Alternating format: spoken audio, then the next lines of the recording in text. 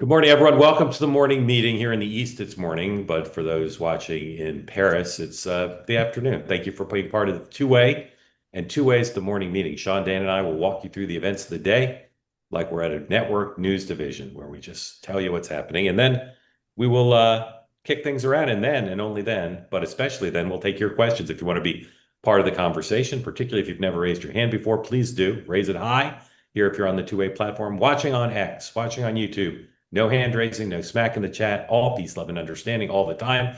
Last night's program inspired a lot of smack in the chat. I'll address that at 6 tonight. But again, I'll say if you hear Sean say something you don't agree with, or Dan, don't send me an email saying I'll never watch the show again because Dan is too partisan, or I hate your show because Sean is MAGA. We're here to learn. We're here to educate. We're here to understand America contains multitudes. I guarantee you that if you hear something on this show you don't like, it's a view shared by many of your fellow citizens. Take the opportunity. Sean, read any good books lately? Yes. I am rereading Trump's Art of the Comeback. Newt Gingrich recommended that I read it. So I'm rereading that one. And then there's one more. You caught me off guard, Mark. But I will be reading. I just read a great excerpt from 107 Days this morning that stoked a ton of emotion. I couldn't tell if I should laugh or cry or both. Yeah, you too, huh? the first excerpt from Kamala Harris's book is that. Dan, you'll recall that in putting together the lead of any program, I follow closely what then Associated Press reporter John King taught me in 1992. The first three letters of the word news are NEW. So Russia has not attacked Poland in 12 hours. That's not new. But the release of these book excerpts is. So in just a moment, we'll run through the day book and spoiler alert, if you haven't read the relatively short excerpt on the Atlantic website of Kamala Harris's book, I recommend it to you. The editor of the Atlantic, Jeffrey Goldberg, has read the whole book. That's Jeffrey Goldberg. I'm signaling to you now. And Jeff has read the whole book, and he says it's filled with revelations. And there's three things we're going to highlight from the book. One of the excerpt, one of which is Kamala Harris says basically that the Bidens should have listened to other people and gotten out of the race. In any event, we'll get to that in a minute. And then again, if you're here on the two-way platform, we'd love for you to be part of the conversation. Raise your hand. Do not, however, put smack in the chat. Dan, is that hard to understand? No smack in the chat? Is there ambiguity? No. We may even have a shirt if you need to have it branded on you. Yeah. So Cozy Earth is our sponsor, and we're glad to have them. And I'll remind you again, you can get a big discount, which I'll tell you about in a minute, to buy their sheets, very comfortable bedding, shirts, or the famous pants. I've made them famous because so many of you have bought them, and so many spouses have said to me, either directly or through their purchasing spouse, I've never seen pants look so good. And I'm telling you, you could wear these pants. Say your spouse says, we're going to a dinner party at my friend's house. It's kind of dressy. You could wear these kind of dressy, but you could wear the same pants to the beach, or you'd sit around the house watching a football game in them. I'm just telling you, they're the most comfortable. Sean, have you tried yours on yet? Of course, tried them on. Yeah, I haven't taken. I alternate between the bamboo joggers, which you did tell me I got them. They are that comfortable. Yeah, but yeah, I wore them last night. Dan saw me in them. He didn't even comment. I did. I saw Dan. Right. I believe the quote from Dan was, "I like the cut of your jib." Anyway, 40% off right now if you go to cozyearth.com. Use the code morning40. 40% off everything, best-selling everything. The sheets are great, but the pants. I mentioned the pants. Anyway, the day book today. The President of the United States is here in Washington. The radio pool is ARUN. The new media pool is the Lion. The secondary print pool is the Christian Science Monitor. Dan, have you read the Monitor lately? Not lately, but they've been around for a long time.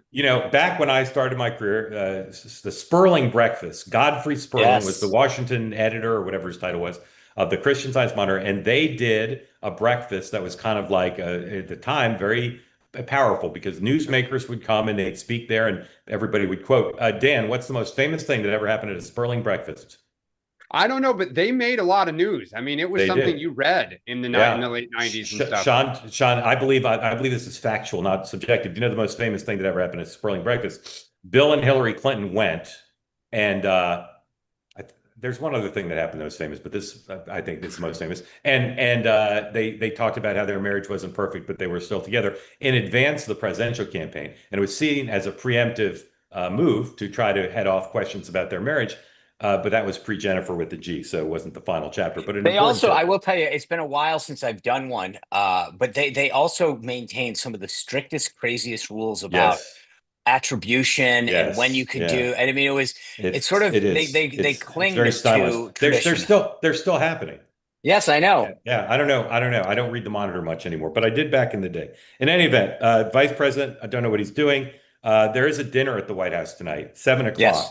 That's the president's one event on his scheduled intelligence briefing. I believe it's for senior officials of his government. That's my understanding. Is it Rose Garden Club tonight? Yes. Oh yeah, Rose Garden Club. DJ Don at the club's happening. Yeah, okay. Club is happening. Bunch of stuff on the Hill. Banking committees considering the nominee for the Fed, and they're trying to get him seated by the meeting, and it looks like they will. Hakeem Jeffries' press conference at 10:30. 8:30, the producer price index number came up. Paul, go ahead and slam that up there. We'll get to the economy in a minute, but just to give you the number, because it's hot off the presses, and as John King will tell you, the first 3 letters of news are NEW. Inflation tamped down here. Wholesale prices unexpectedly declined. You heard me right, folks. Declined in August as the Fed rate decision looms. Dan pregame said he thought this meant quarter basis points. No. I said it means it may be a half. Maybe a half. Sorry, maybe a half. We'll see. In any event, that's where we are. All right, to the news. The Kamala Harris book. First excerpt is out. And here you see The Atlantic, The Constant Battle, the first excerpt from 107 Days. Reminder, this show is available as a podcast, which is why you're hearing me read all the graphics. I'm about to do it. I will not be doing my Kamala Harris imitation, but just in your mind, just imagine this is the vice president herself. So the excerpt's out, and I'll just say the 3 things that caught my eye. Number 1 is the thing I'm about to read to you about her view of whether Joe Biden should have gotten out of the race. Number 2 is, and here it is, but I'll read that in a second. Well, let's do them one by one. So here's the first excerpt. Quote, "It's Joe and Jill's decision. We all said that, like a mantra, as if we'd been hypnotized. Was it grace or was it recklessness? In retrospect, I think it was recklessness. The stakes were simply too high. This wasn't a choice that should have been left to the individual's ego, an individual's ambition. It should have been made more than a personal decision." Dan, this seems to me to be a scathing denunciation of the Bidens, a little bit of taking responsibility, although she says in the excerpt, had I raised it, I would have been dismissed as ambitious. So she kind of absolves herself, but says the Bidens and other people were reckless in not forcing the issue. Your thoughts? Yeah, you just said what I was going to add, which is, and this is a theme throughout this set of excerpts, is it's not my fault. I mean, repeatedly, she goes to this, sense of grievance of I didn't do anything wrong, which on some level you would expect, but usually there's some humility, and perhaps we'll see it later in the book. But you're right. I mean, this is the first just shot right across the bow, and she is clearly saying this was just a gigantic mistake. I imagine she's going to come on later and say it screwed me in my race because I didn't have enough time. Sean, again, if you were the Biden's press secretary, and they said, "Hey, this is outrageous. We want to blast back at her," what would you counsel? Well, it's funny you said the Biden's press secretary, and I think if you're Jill Biden, you're walking around today going, "I told you so." What did you think she was going to do? She's the one who stabbed us in the back during the primaries. She's the one who brought up the busing issue. She's the one who attacked you. I told you not to hire her. So my answer should be from Jill, I told you so. I think that's going to be an interesting division as far as I'm concerned, whether anyone will really find out whether Joe thinks one thing and Jill thinks another, because I got to believe that Jill Biden's running around going, I knew it, I knew it, I knew it. Yeah, but this, again, this very short paragraph contains basically 2 allegations. One is that the people who didn't say anything were reckless. Yeah. They should have raised it. But it also says that the reason Joe Biden ran was not because he thought he could be a great president for 4 more years, or because he thought that he was the best equipped to beat Donald Trump, but because of ego and ambition. Well, she does say later on that he had done it once, and therefore, and then he thought he could do it again. She does. All right, 2 more excerpts, and they both go to. Well, can I ask you? Do you think the Bidens will respond? There's 2 issues. What will it be? I will be interested to see if they push back at all. Yeah, I was going to say they're going to come back, and I'll tell you why I'm relatively confident about that, because of these next 2 things. as I have reported before, and others have too, but I believe my reporting on this has been longer and deeper than most. hold on with this one. This vice president was treated better than any vice president, with the possible exception of Dick Cheney, and really not, in modern era, because, since Walter Mondale, because Joe Biden felt the sting of how he was treated. He was treated worse than any vice president in the modern era by the Obama team. They didn't want to pick him in the first place. Their view was, let Barack Obama run by himself. Why do we need a running mate who will drag us down? They had to pick somebody because the Constitution called for it. And they treated Joe Biden like crap throughout the 8 years, culminating, of course, with the refusal to not only refusal to support him for the nomination in 2016, but basically said, no, Joe, you can't win. So having been treated so poorly, the West Wing treated her great. And as I have reported, I'll use the word, they covered up for her and her inadequacies. And so what's going to piss off a lot of people in Biden world is these next two excerpts in which the vice president basically says, I was awesome. I brought peace between the United States and France. I solved the border crisis. Well, no, it wasn't a border crisis. That's not what she was tasked. That's what she argued. I'm being hyperbolic. And they didn't support me. So here's the first excerpt along these lines. Go ahead and put that one up, B, please. And when the stories were unfair or inaccurate, the president's inner circle seemed fine with it. Indeed, it seemed as if they decided I should be knocked down a little bit more. I can tell you this is the opposite of what happened. They went to extraordinary lengths and were frustrated at the amount of time they had to spend defending the vice president when she messed up. And she's charging. She says in the excerpt, when my poll numbers went up, they felt threatened, and so they didn't defend me. Sean, thoughts on this one? So the example she cites is when she's in Paris and she uses the phrase, and it got a lot of attention, everyone might remember, the plan. And she says, I intentionally was doing this exaggerated French accent. Newsmax, Fox, and whoever else she cites says went nuts, and they didn't do anything. They allowed it to stand as a gaffe. It was a gaffe. I mean, like the idea that she's citing examples and then saying, I can't believe that no one knew that those weren't gaffes. Those were me just being like hyperbolic for intentionally.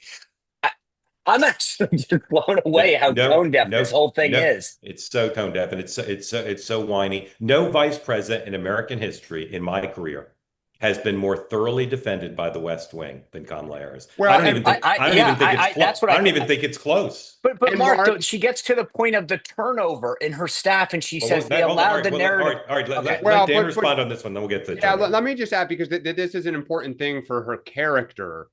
I know a lot of people who worked for her going back to her AG race, her first Senate race, her presidential. The one constant through line that everyone has that worked for her is she blames everybody for everything. There's never, any self-awareness about what she did to contribute to. All right. Let me read the next excerpt. And you see this. Let me read the next excerpt. Go ahead. Next one. This is about the staff question. She claims that the turnover was normal. that it was just people couldn't cut it working in the West Wing or the old executive office building. Quote, worse, I often learned that the president's staff was adding fuel to negative narratives that sprang up around me. One narrative that took a stubborn hold was that I had a chaotic office and unusually high staff turnover during my first year. So there's two issues here. One is she goes to great lengths to explain that her staff turnover was totally normal and not a product of what Dan just said. That's false. Her staff turnover was a product of what Dan said. Anyone who's worked for her, even people who defend her, will tell you that. She blames the staff when things go wrong. And the first part of this, the notion that the president's staff added fuel to the negative narratives, I can't tell you the number of hours and days they spent trying to help her team and her tamp these stories down. It's the exact opposite of what she charges. Well, and one of the things she says in here is that that her staff was new to the West Wing, new to the vice president's office, and so she didn't know how they would perform because this was such a new job, and that is normal. That is not true. There were a lot of people who had worked in previous administrations, correct, who had worked in very, very senior positions in the U.S. Senate, which is similar. Correct. So to say that they were inexperienced and I had to determine if they could do the job is simply not true. Right. Does this excerpt, the rest of the book's coming, does this excerpt, Dan, suggest to you she was going to run for president or not? It suggests to me she wants to run for president. She's trying to do the things to be in a position to run for president, but nobody in the party wants her to do this. Sean? Well, by the way, she talks about the staff chaos and then it goes on to say this is normal. Yeah. And it's not normal. And like Biden did, now granted, Biden had been vice president prior, but like, it's just not true. And so here's the thing. I don't know if she was going to. I will be interested to see not just the Biden reaction, but the rest, because one of the other things that she talks about is she's a loyal person. Like, this is like the most insane thing ever. I'm loyal, but he just sucks. And let me tell you why. Can either of you think of disloyal? Obviously, we've seen political memoirs that settle scores, but can either of you think of a book, again, just based on this excerpt, of someone making false charges, demonstrably false charges about what happened in a whiny and defensive way while claiming to be loyal and criticizing the man who made her vice president? Can anyone think about analogs for this? Look, no, and I would also say I've never seen someone punch so far down going after all the staff. And what would worry me if I'm her is that staff is super friendly with reporters. They know where the bodies are buried. Correct. They will savage. But let me say one thing. She names no names. Yeah. To me, that is gutless. She's painting them all with a broad brush. And I can tell you, Ron Klain and what's the guy's name? Jeffrey Zients. Those guys are not named, but I believe she's referring to at least one of them. And it is the height of irony that she is making criticism of people whose jobs, doing their real jobs, were hampered with the hours and hours they had to spend on this. Well, I also just want to add how badly this reflects on both her and Biden. I mean, it is apparent it was a complete snake pit-esque show before they even got into the office. But that's the thing is, it wasn't. It wasn't. She's creating this notion that the West Wing was her enemy.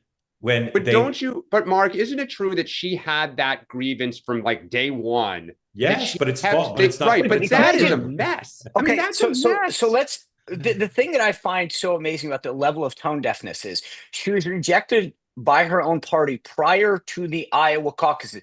She was no one until Joe Biden rescued her and picked her. She couldn't win a student council election. She owes everything to this guy. So the idea that she's now saying I'm loyal is ridiculous. I think that she has done more damage to herself, any notion that she could run, no one will want to work for her. This is the one thing that I've said about Trump world, is that all these guys who ran out and read books and got the short-term stuff are paying the price now. If that's what you want to do, sell out for the quick buck or the easy headline right off the bat, you will never be trusted again. And you're seeing the consequences in Trump 2.0. But the other thing is, here's the one thing that's going to come out. I believe all these stories and these rumors about her drinking, her erratic behavior, I have a feeling Katie bar the door, baby, because it's all coming out now. Yeah. Two more things, and then we'll move on. And the reason we spent a lot of time on this, besides the fact that it broke shortly before we came on the air, is because this is going to have implications to the Democratic Party. It really is. Now, two things. One is, by the way, she says Joe Biden had no cognitive decline.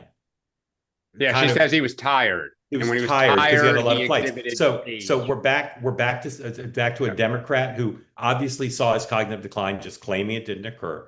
And the second thing is there no one in her life who could have stopped her from writing this?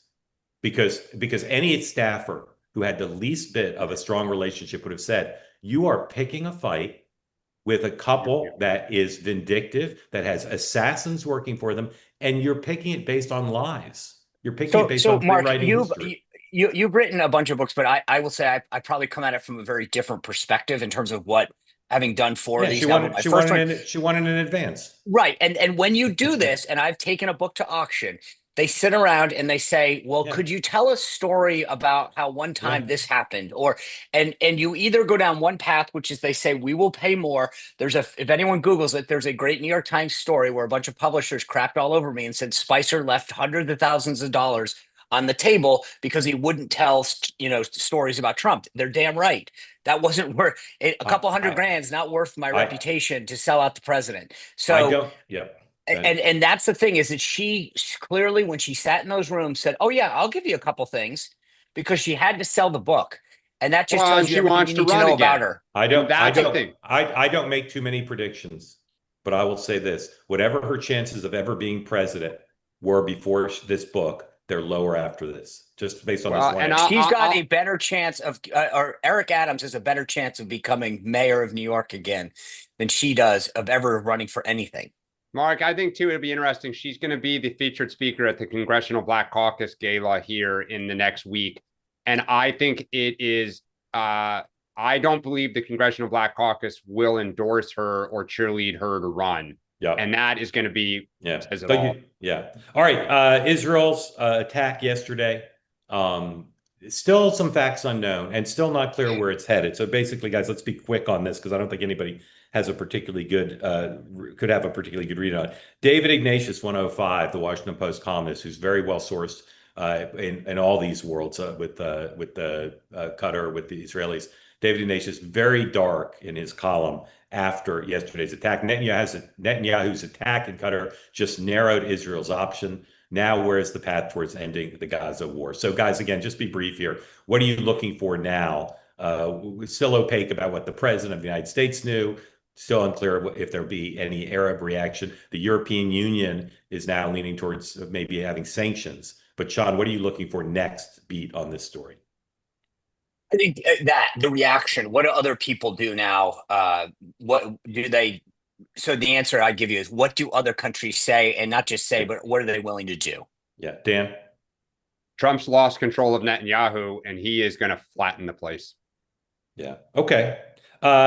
Last By night, the way, Mark, the additional reporting yesterday when we covered it, the early news that we had was that the U.S. got tipped off. At least the reporting so far is that we barely got tipped off. Yeah. It was sort of, by the way, guess what we're doing? Yeah. Missiles are in the air. To Dan's point, that's going to piss Trump off a lot that he wasn't told. But the reality is, if they told him, he would have put him in a tough position. I think the Israelis probably did the right thing. They leaked it. They called Qatar right away. Yeah. All right. One of the things that's so bizarre to me about the Russia invasion of Ukraine is the where the news bar is shifted throughout the conflict, which is to say, Russia attacking Poland with drones is massive. I mean, we're not hearing talk of World War III. Reuters headline: Poland downs Russian drones in first time a NATO member has fired during Ukraine war. They invaded a NATO country's airspace. Sean, why is Article 5 not being discussed? It should.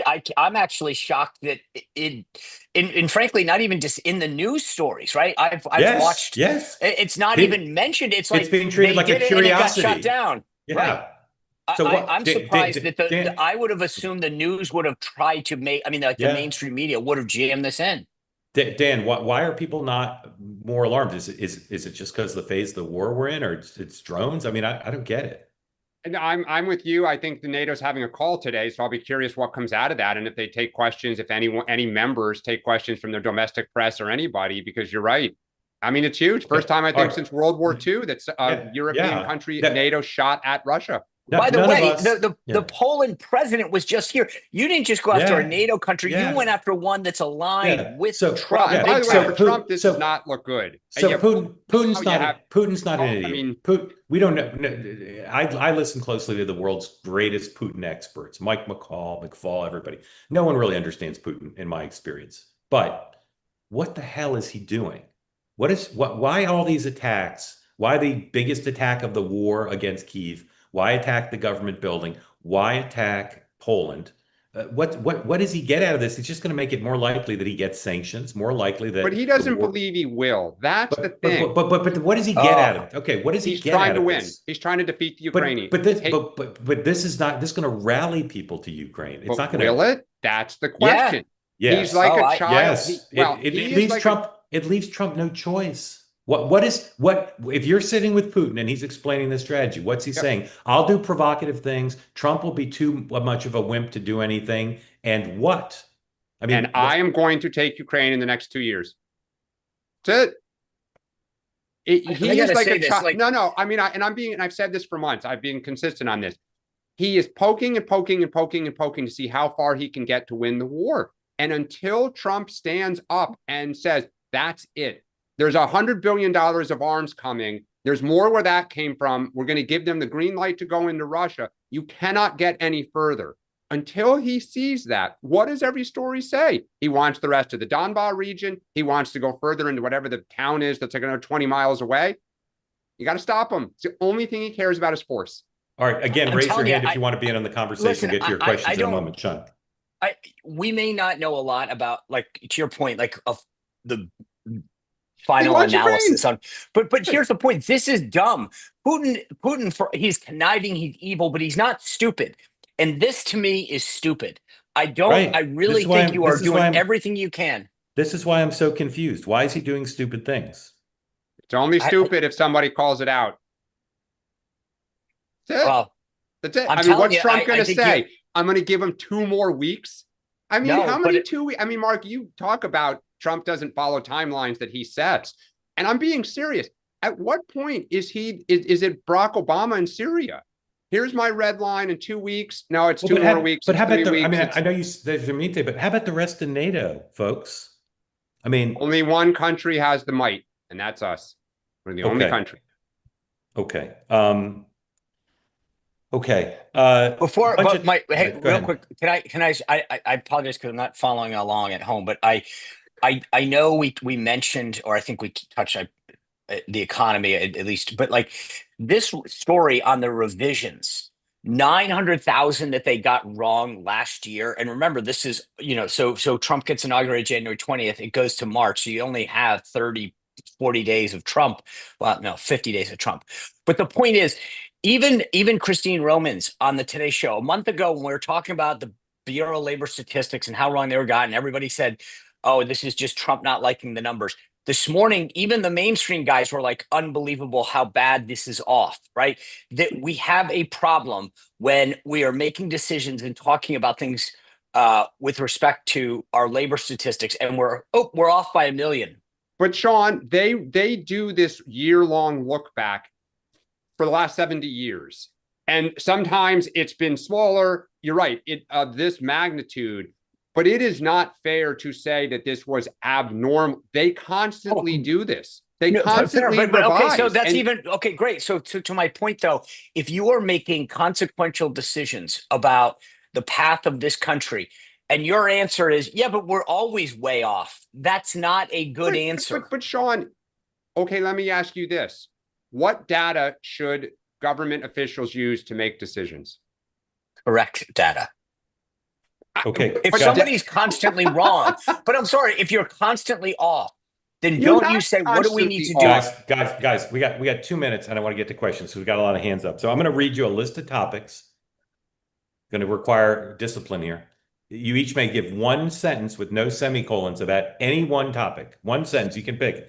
Here's your buffet. Crime and the president promising that today they're going to announce going into another city, not Chicago.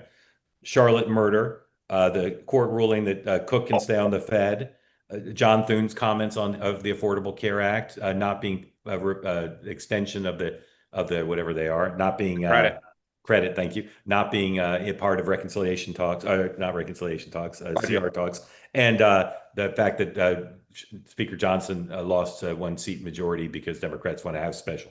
Sean, one sentence on one of those. I know what city he's going to announce, and it will be today. Is it New Orleans? It is not New Orleans. It's not New Orleans. He said it's a red state with a mayor who wants him. It is. I hope it's Juneau. I hope it's Juneau, Alaska. I spoke to the president. But you can't break the news here. You can't say. He did not. I do not have his permission to do that, so I'm not going to. No. But it is going to be Kamala Harris. Have you spoken to the president recently, Sean? 20 minutes ago. Sean, is it going to be, well, not 20 minutes ago because we were on the air. Is it going to be a 25? Yeah. Well, probably 35. Is it going to be a press? Is it going to have a public event or is he just going to truth it? I don't know. We didn't get into the specifics but it will of how. be today. Okay. Dan, one sentence. I can repeat the topics if you want. No. Can you do Charlotte? Please do Charlotte. If there's no Obamacare extension, I think we're going to have a shutdown anyway. If there's no Obamacare extension, I think Democrats may actually win a shutdown. The Schumer shutdown? Interesting. Yeah. Throw off another 5 million people, my man. Okay. The Schumer shutdown. Even House Republicans are terrified. Folks, here's how today's going to go. And remember what a hard ass I am when I make up these silly rules. When I bring you in and call your name and you unmute yourself, you say whether you subscribe to the podcast or not, whether you've bought Cozy Earth pants or not, where you're from, and then ask your question. And if you don't do it, I'll give you leeway on the order. You can do them in any order, but you must address those three issues. Write it down. Where you're from, have you bought the pants, have you subscribed to the podcast, and then you may ask your question. And if you start some other way, say, "Hey Dan, I like your pocket square," or "Let me tell you my question," I will mute you and bring you off, and I will do it with not only elegance and efficiency, but with a lawn. I will love doing it. So again, I'll repeat. Everybody, pay attention. Where you're from, have you subscribed to the podcast, have you bought the Cozy Earth pants? It's that simple. And Wait, didn't you have a fourth? You're the Tom Homan. No, well, then your question. Then your question. So here we go. And I feel like David Griffiths is going to set a great example for the group. No pressure, David. David, welcome in. Get away. All right. Well, I'm from the Tennessee, Nashville. And let's see, I have not bought the pants yet. I am buying the sheets though. So All right. Okay. we got that covered. Yeah. So and have you subscribed to the podcast? I have subscribed. Okay. David, welcome in. You said decent. The door has opened. You need a little bit of prompting, but you set a fine example for everybody else, and I can see. Right. I can see Ken is a nervous wreck, thinking he's going to screw this up. The floor is yours, Well, David. I almost did. Well, hey, I have, I saw the podcast last night, and it was very enlightening. I appreciate it. It was a conversation that you just don't see. Mark, that you had last night related to the Charlotte. A lot of it was covering on the Charlotte. I'm going to give you an experience that actually happened to me last night. So last night, my car was broken into along with 15 other vehicles. Sorry about that. Where was it parked? Was it parked on the street? No, we were in a parking lot. I'm staying, it's a hotel. We were all staying, and basically I was we all had pickup trucks, so they were targeted because they were looking for guns and Did they bust? that type of thing. They break the window? How'd they break in? Yeah, they broke the window, side window, came in through that. They did that to 15 trucks. Of course, the Really police. sorry. It was. Yeah, and more so what the point I'm making here is the police officer basically said, "Hey, do you want to prosecute?" Right? Fortunately, they were looking for guns, drugs, or cash. They did find, I think 3 people had guns in their vehicles. I always take mine out, so I don't leave mine in the. Dan keeps all 3 in his truck. Yeah, Dan and I actually. The parking attendant keeps an eye on it. I voted for Clinton twice. I am a Bill Clinton Democrat. That's who I am. And it's the party has left me, unfortunately. And tell us again where you live. Nashville. Nashville. But are you on vacation now? No. I'm on work, so I'm work wise. So that's what it was. But were you parked in a hotel because you were at an event? Yes. Yeah. We had a conference. We had a conference that I'm at. Got it. So that's why. Okay. So anyway, but. Yeah, the point I want to make was as we were talking to the police officer basically said this: "Hey, do you want to prosecute?" And in this case, Good morning, everyone. I'm Megan Kelly. the only it's reason Wednesday, September. Sorry about that. Go ahead. Yep, you're fine. The only reason we actually did that exactly. The only reason people did finally say, yeah, two people stepped up. I didn't because it wasn't, I'm just got to fix a window. It's going to cost me $700. Oh, well, it's the inconvenience, those types of things. But that's something that normally wouldn't, if none of us wanted to prosecute, it would not go down as an incident on the police reports. That's literally what the police officer said to us. And it was quite interesting, comment to me, that I heard. And it kind of brought back to that, what I heard last night when she, one, it was a flippant comment she made, and she's trying to be ironic. I haven't been killed, in the number of years I took that comment and it immediately struck me as something. It's that intellectual arrogance that, from my perspective, that's what turns people off. That's why people have turned away from the Democratic Party. You can't make those kind of statements and be so flippant. It is. Yeah, and I apologize. I'm ranting, but you really appreciate it, David. Let me just say a couple things, and then I want to get Dan and Sean in. First of all, last night, a lot of you had reaction to one of the guests on Two Way Tonight, and including her remark, her joke. First of all, I recommend you extend the presumption of grace to anyone speaking live on video. You know, people can say things they regret. They wouldn't have said it if it were recorded. They might start over. So just in general, I recommend that to you. Second, I'd urge every liberal to note the reaction that David, a Clinton voter, and others had to our guest last night. And I urge every liberal to understand why conservatives, why some people, not just conservatives, didn't like some of the things she said, including that flippant remark. But I'd also urge people on the right to understand that she spoke for tens of millions. You may think it's misguided, but she spoke for tens of millions. And so we live in a country where there are a lot of people who share her view of crime and Donald Trump. And so use it as an opportunity to learn. Don't just criticize her or ask why she's on the show. She's on the show because she represents the views of tens of millions. I want to get Sean and then Dan to respond to what David said, and then I need to give a word from our sponsor that I was supposed to give previously, but I got a lot going on here. And then I'm going to remind everybody of the rules, and we'll pick back up. Sean. I was about to ask you if you keep lean in your car, Mark. Yeah, So exactly. supplements. Look, I just think one of the things that I have found interesting about this entire crime discussion is, to your point, they are literally cooking the books on this. They are doing everything they can to obscure what's going on in cities by taking crimes off the books, or when reporting them, saying that, you know, a stabbing is a medical incident, not a stabbing. For all of the discussions that we see in so many other areas about misinformation and blah, blah, blah, blah, blah, the idea that when I read these stories in whether it's the New York Times or Axios about how crime continues to go down, that's a lie. They are literally cooking the books in these cities, and the media is complicit in selling this narrative falsely to the American people after proclaiming themselves the arbiter of democracy and truth. So I get it. I had a conversation about an incident in my area not too long ago with some of the local police, and they were like, continue to call, make sure they document it, because, you know, and it's sad that you never had to think about it before, but in order to create the illusion that everything's okay, this is what's happening, right? So you're going to find a situation where it says in Nashville, crime's going down. Well, and I don't mean to pick on Nashville, but that's what you said, David. And it's like, because if you're telling people not to report it, or that you're not going to accurately record it, then why bother? And more people that I talk to will say, we don't even call anymore because we know they won't account for it. Well, so one, I did not see Two Way Tonight. It's usually I watch it on tape later on. So I have not seen this. I now want to go back and watch it because I've seen the chat mentioning it, and obviously this is the second reference to it.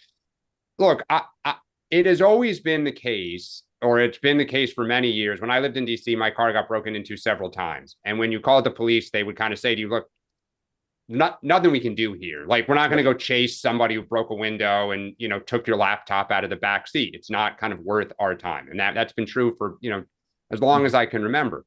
It's also true that Rudy Giuliani and Mayor Dinkins at the end had the broken windows theory, that if you cleaned up and stopped small crime, it would help roll up to prevent bigger and bigger crime. And I believe, and I think the data showed, that was very successful in the 90s and 2000s and 2010s. It did lead to a lot of people being arrested and in jail, who some people said, hey, they did small crimes. And our party decided to try, if we unrolled this and allowed people, you know, small crimes were not really treated very seriously, that it would benefit society. And as I've said, that clearly failed. And so now I think it's, Sean, some of it is district attorneys won't prosecute. It's not, in some instances, it does sound like police have fudged the books. But in all 50 states, everywhere, I don't believe there's like a conspiracy of all police to rig the books. There's a frustration that district attorneys won't prosecute small crime. But I do think, you know, some Democrats are obviously frustrated of like, crime has always been a problem. And now suddenly there's this whole like, oh my God, we're going to make it the biggest issue. But, you know, politics is politics. And it doesn't, even though I think Trump's being very political about it, doesn't change the fact that crime's a problem.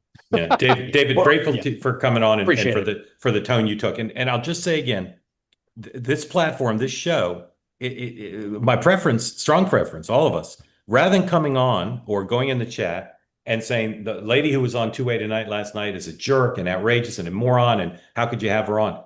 again, she represents millions of people, tens of millions. And in fact, her point of view is represents the way our cities, most of our big cities are being governed now, and where a lot of Democratic politicians think about crime. So we need to grapple with the country about the problem and to not listen to and question, come on and question her, to not question people who have a different point of view. I think is what we have now. That's what we have now is siloed conversations. We're trying to have one big conversation. So I strongly urge you, I request you, I implore you, I beseech you, do not put smack in the chat about guests who you disagree with. If you're MAGA and someone comes on and represents tens of millions of people's point of view about crime, listen, come on and ask some questions. Don't gratuitously and personally attack them. That would be my Mark, I do want to you. just add to, after being in DC for 2 days, it is remarkable how much this issue is tying Democrats in knots.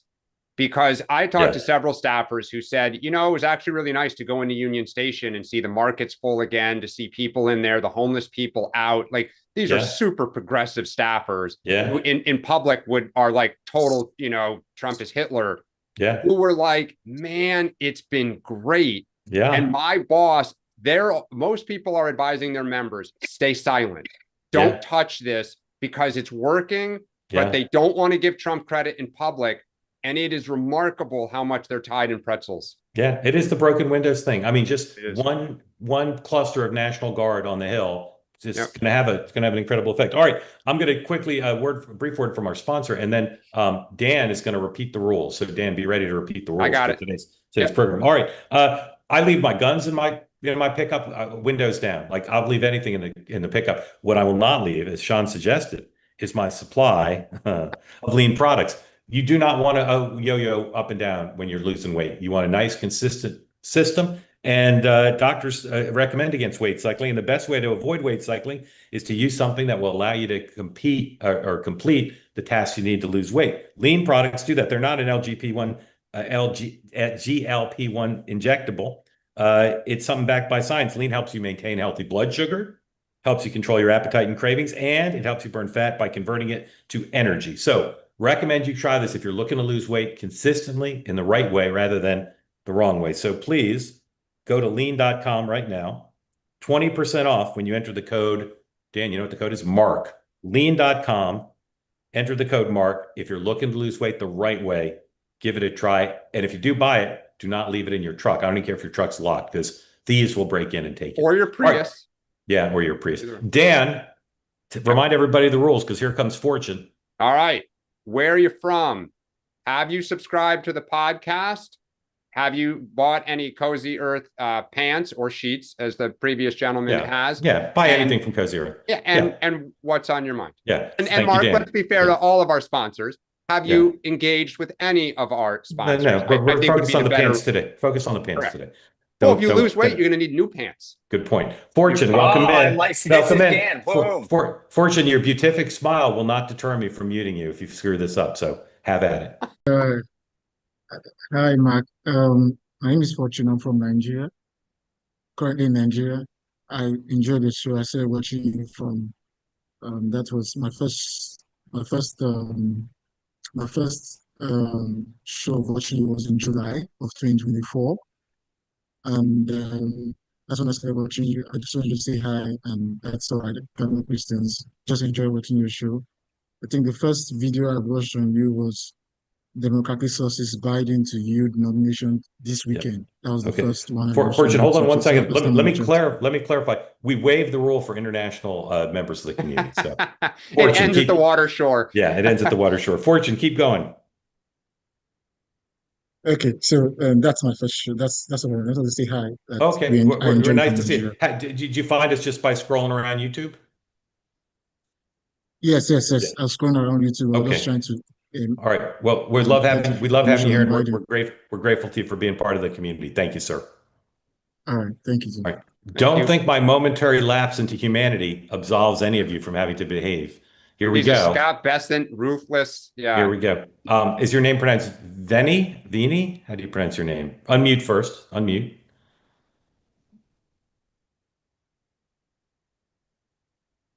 Oh yeah. Okay. Unmute. Yeah. How do you pronounce your name? Veni. Thank you for joining. Yeah. Thank you for joining. Go ahead. Okay, I'm from Bergen County in New Jersey, and I subscribe to the pod. Thank you for that. I have not buy the pants, but I bought the pajama. It's very good. All right. Brilliant. In Yeah. every respect. The floor is yours. Thank you for being part of Two Way. Who do you like in your governor's race, by the way? Jack. Yeah, the Republican candidate. I just have maybe an input for like the Democratic Party. They should listen to Dan more and just kind of like, nobody likes crime. Just get on with it. Like the no cash bail is not working out. I live in Bergen County. It's a pretty safe area. But one time I got a guy that clearly mentally ill throw rock in my car, and I have my daughters, 4 years old and 2 years old, in the car with me. It could have been hurt them really, really bad. And I called the police. The police take the guy to the police station, take my statement and all of that. And I saw him in the same spot 2 days later. It just doesn't work out. We need to bring back, I don't know, mental institution, or this thing is just, it's not working, especially for people living their day-to-day life. And for the right side, and I'm not talking about people like Charlie Kirk or Matt Walsh. I think they are right in highlighting how the mainstream media is blacking out the story. But on the other side, I also see, especially if you scroll Twitter, people that start posting the white square and then say like White Lives Matter, trying to like stoke the racial tension. It's not good when the left is doing it, and it's not good when the right is doing it either. And also, I have a comment in terms of Poland. Do you think we are in World War III? What's going on? Yeah. Two great questions. Thank you again for being part of Two Way. Sean, you want to address both those, and then Dan? I will say, I with respect to Poland, we talked about this at the outset. I am surprised. We'll see what the response is. It looks like so far no one's taking it that as a violation of Article 5, which is it's a good thing, because that would not be a helpful thing. I'm sorry. And what was the first one? Crime. The Democratic Party taking crime, and Republicans with the kind of racial element. I've become more and more outraged. I actually, the more I watch that video, it gets very concerned. Like it troubles me how that all went down, and this idea that that the media continues to blame this on mental health. He made it very clear in his words, this is a racial attack. He says, I got the white girl. He was out 14 different times, and we are allowing this discussion to occur as if no one's responsible. There were politicians, there were prosecutors that allowed this to occur, and people are rightly outraged. And again, if this was anything else, we have his words. We know why he did it. So I don't think this is like this idea that it's a right-wing narrative is just completely and utterly false. I think there's two things can be true at the same time. Some people can be mentally ill and also be racist. The one thing that for sure is that the mother of the attacker said that she tried to got him committed multiple times, but there's no institution, there's no mental health institution that taking him. And I totally agree with you that, this person need to be in jail. There's no business or somewhere. He need to be somewhere, not on the street. I agree with you on that. I know it's racial, but I think there's just, it's so many like racial tension already in the society. I don't think it's good when any side's doing it. Yeah. I also don't like it when. Yeah. Let's let Dan. Well, I think the challenge is, I think, for the Democratic Party, which is your first part, is rather than getting wrapped around the axle about trying to defend, well, we need to focus more on mental health. Well, there is crime all the time. What's missing from the Democratic messaging is what is our solution to solve what is a problem nationwide. It's not just in Charlotte, it's not just in New York or Washington, D.C. Mental health is a part of a lot of crime, fine.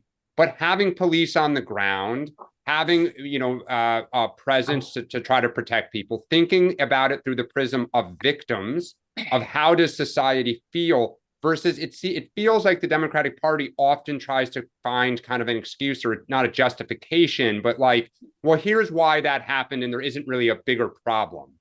And I think that that's where we need to focus on solutions. And I've said this since this all started.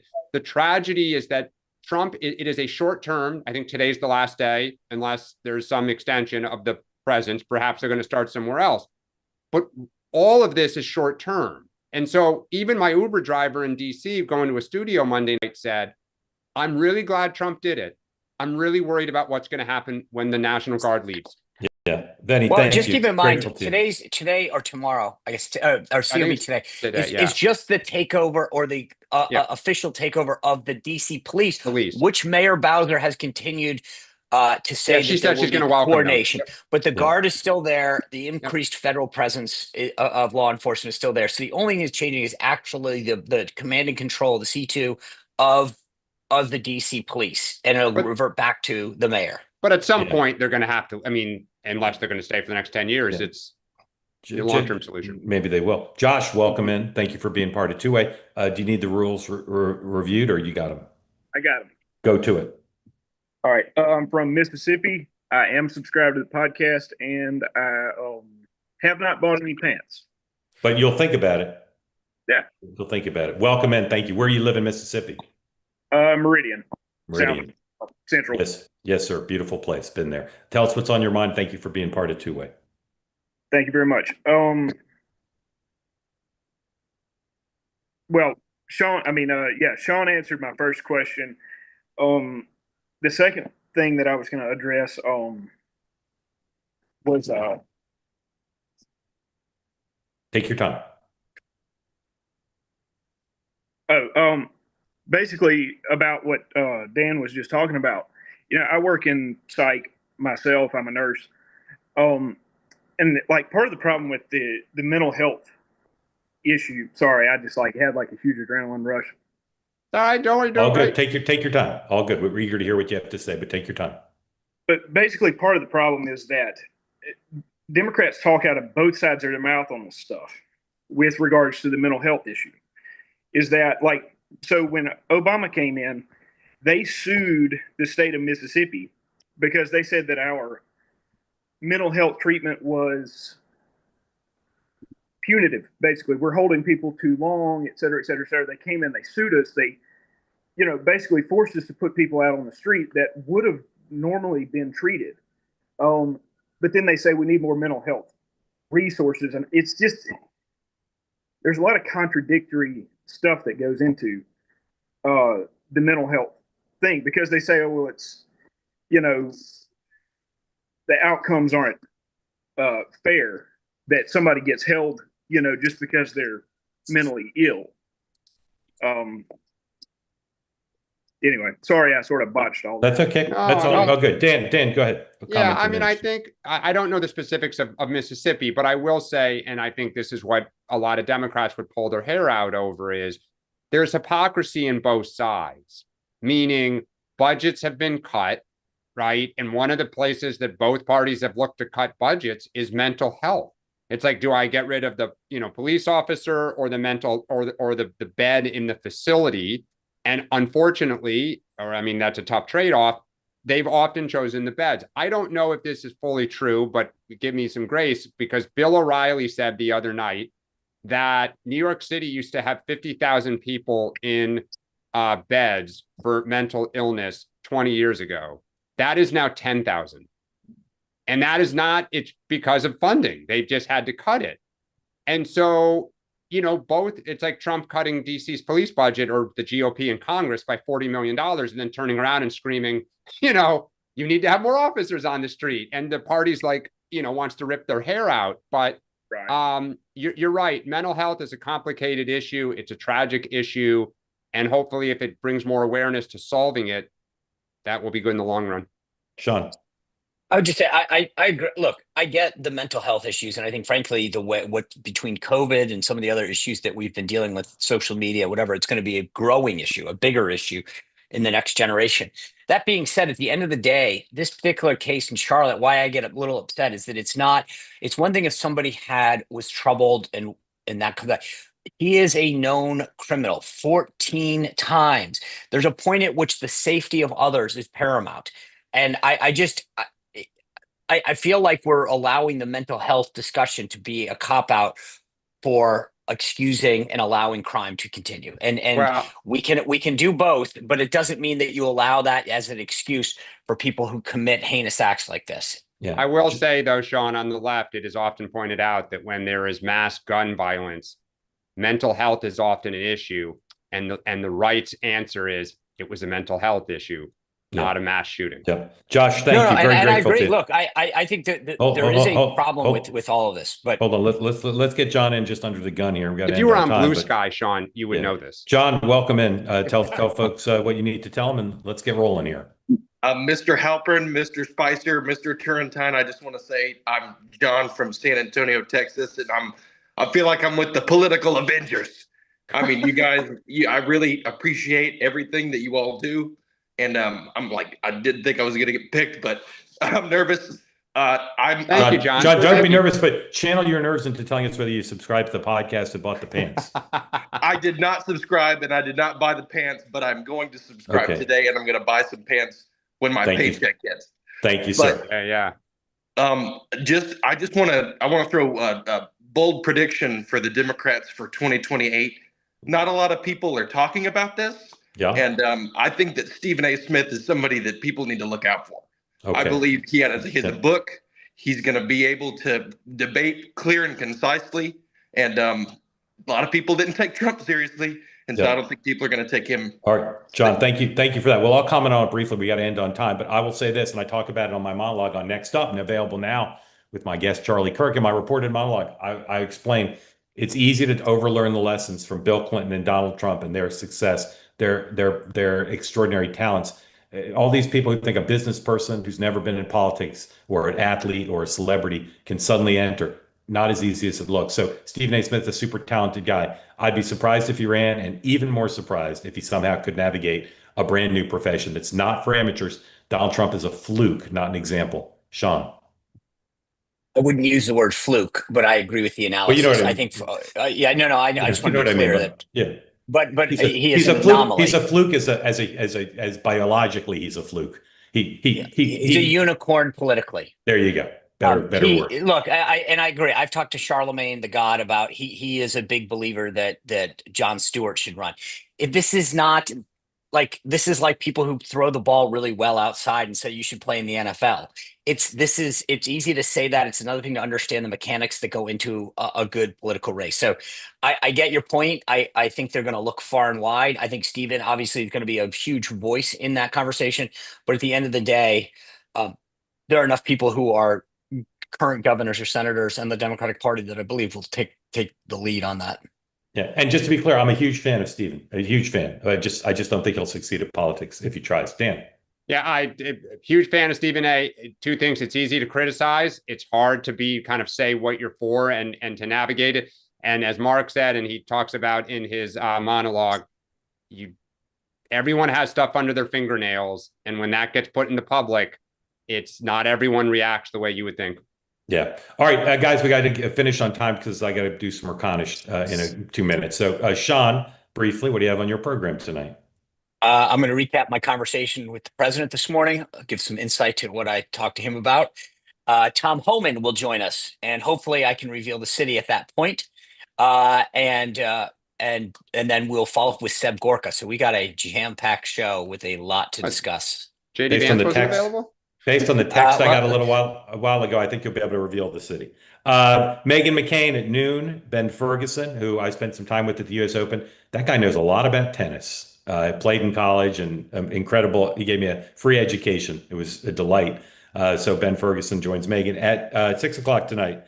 Republican Matt Gorman, Democrat Haima Moore will join me. We'll have all the day's news, including more on the Kamala Harris book, because I predict we'll see some action on that. And as always, don't forget to subscribe to the podcast. We'd love to have you be able to listen if you're not able to join us on YouTube or here on the two-way platform. Dan, anything you got going on tonight? Nope. Watching all the two-way stuff. I will say that in addition to doing Smirconish, I'm getting a lot of inquiries about whether I'm available to do TV hits today because, as some of you know, I previously predicted based on reporting that if Kamala Harris took a shot at Team Biden would fire back. So I'm available to comment on that. But will that reporting or Spidey sense? Will shots be fired today? I believe there'll be some preliminary shots today, but the big guns are going to consider their options until they see the full book. Oh, that's full book. Yeah, that's very unlike them. This could be this. I think this could be very interesting in terms of book sales. Whole thing. Anyway, thank you all for being part of the two-way community. We did not have perfect adherence to the rules of the road, but they were good enough for me to have my faith in America restored. Thank you for your attention to this matter. Have a good day. We'll see you in 23 hours. I'll see you on as Elvis said. Thank you very much. Thank you very much. Johnny Cash, I think, said that, didn't he? Maybe Elvis. Well, just Elvis is the word of the day. All right. See you in Smirconish. I'm leaving the building. Goodbye.